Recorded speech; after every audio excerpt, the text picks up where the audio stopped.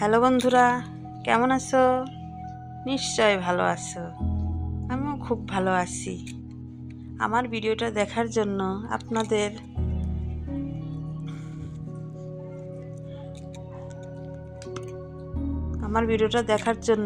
আপনাদের ধন্যবাদ। কেননা আমি নতুন ইউটিউব চ্যানেল খুলেছি। দেখেন, আমার ছেলে সকালে ঘুম থেকে উঠেই হাঁসের বাচ্চাগুলো ছেড়ে দিয়েছে। তারপর আমার নানা ধরনের কাজ থাকে, ঘর ঝাড়ু দিয়েই আবার বিছানা গুছাতে হয়। সবাই ঘুম থেকে উঠে পড়েছে, তার জন্য ভাবলাম বিছানাটাকে গুছিয়েই নিই। আমার ছেলে তো দুষ্ট, ছোট ছেলেটা বিছানা কিছুতেই গোছ রাখে না। সারাক্ষণ ধুলা পায়ে এসে বিছানায় ওঠে, বিছানা কিচকিচ করে, শোয়া যায় না। রাস্তার সাথে বাড়ি, সব আসবাবপত্রের ধুলা পড়ে যায়। দেখি আসবাবপত্রের উপর ধুলা পড়ে গেছে, ভাবলাম সবটা একটু মুছিয়ে নিই। টিভির চারপাশে একদম অপরিষ্কার হয়ে গেছে। রাস্তার ধুলো এসে ঘর বাড়ির জিনিসপত্র সাদা করে ফেলে। একদিনও না মুছলে রাখা যায় না।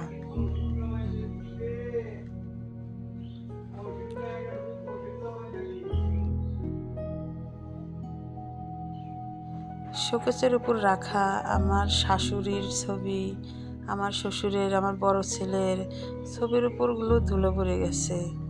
ওখানে আমার দুই ছেলের নাম রাখা আছে।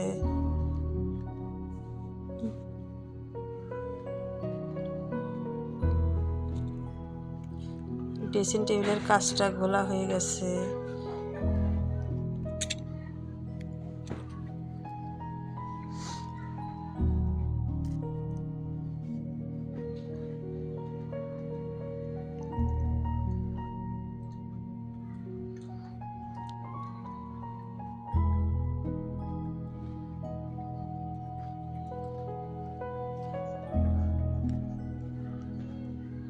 এরপর ঘর ঝাড়ু দেওয়া।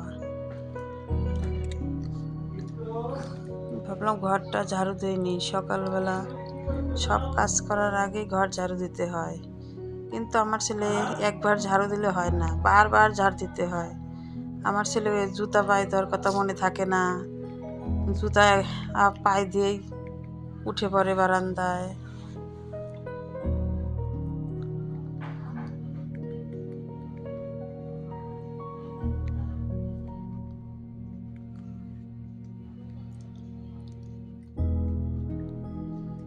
এরপর ভাবলাম আজকে কয়েকটা জামা কাপড় ধুয়ে নিই। এটা আমার ভাতিজা, দেবরের ছেলে, খুব আদরের। সব সময় সে আমাকে বম্মা বম্মা করে ডাকে। আমার কাছে না আসলে ভালোই লাগে না। অনেক বকা দেওয়ার পরেও মার কাছে যায় না। এসে আমার ট্যাপটা ছেড়ে দিয়ে দাঁড়িয়ে থাকে, জল নষ্ট করে,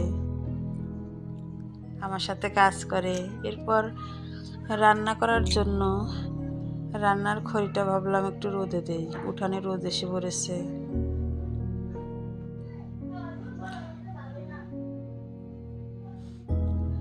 কিছু শাক কেনা হয়েছে রান্না করার জন্য, বারান্দায় রাখলাম। স্নান করে শাকগুলো কেটে রাখবো।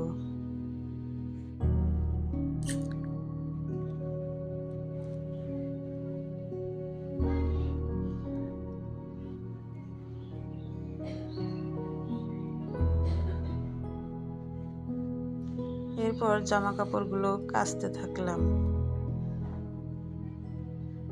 আমার বড় ছেলের গেঞ্জি, আমার স্বামীর শার্ট,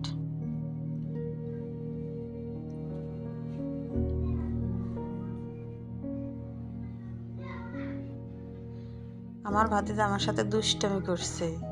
আমি কাচ্ছি, আমাকে এসে মুখ ভেঙেছে।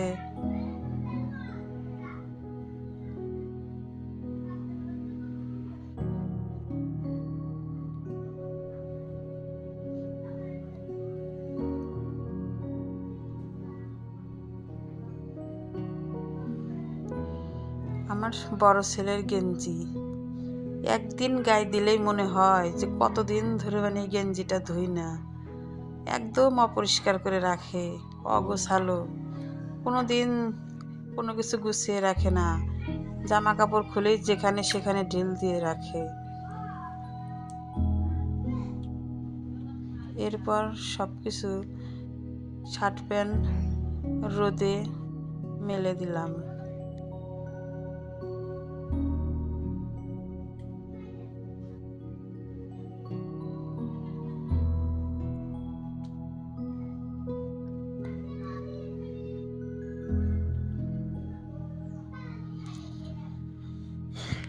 এরপর আমার শ্বশুরের শার্ট, আমার স্বামীর শার্ট, আমার ছেলের গেঞ্জি সাদা, এর জন্য বললাম একটু ব্লু দেই। আমাদের জলে আয়রন আছে, সাদা শার্টগুলো হলদে হয়ে যাবে, এজন্য সব সাদা জিনিসগুলো ব্লু দিচ্ছিলাম।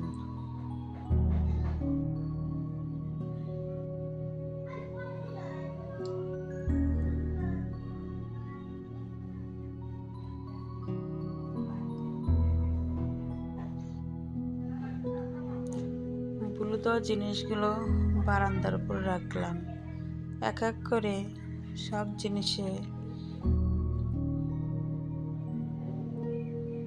ব্লু দিচ্ছিলাম।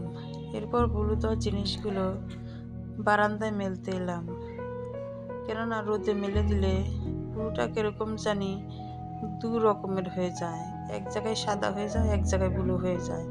এজন্য ভাবলাম সাদা জিনিসগুলো ছায়াতে দেই, তাহলে কালারটা একরকম থাকবে। বন্ধুরা, আমার ভিডিওটা